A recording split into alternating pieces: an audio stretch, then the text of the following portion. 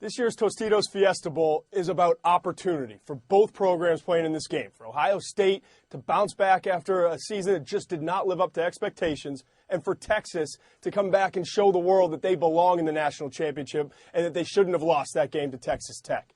Now, for Texas, it's all about the running game. They have got to be able to run the ball effectively to set up the pass. Now, Colt McCoy does a great job. They're going back, as you've seen all year long, to using the zone read option.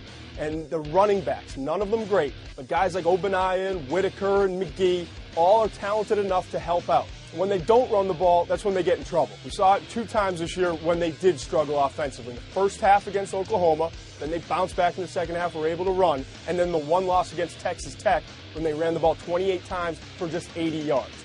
Going up against this Ohio State defense with talent. You have Malcolm Jenkins at corner, also playing some safety and flying around the field, making a lot of plays. And obviously James Laurinaitis anchoring that very talented linebacker spot. But I do think because of the spread element to this offensive attack that Texas should be able to run the ball effectively throughout. That could be a big difference. On the flip side, it's going to be the same type of offense, same style, where you have the zone read being run by Terrell Pryor and just watching a youngster, a young star grow up.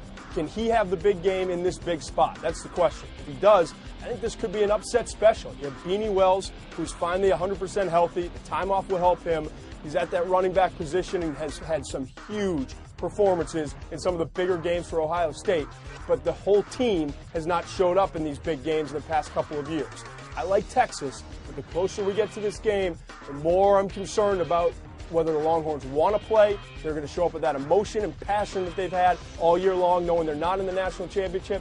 And Ohio State with that offense, it's a different look than it's been the last couple of years when they lost the big game against Florida 2 years ago and last year against LSU.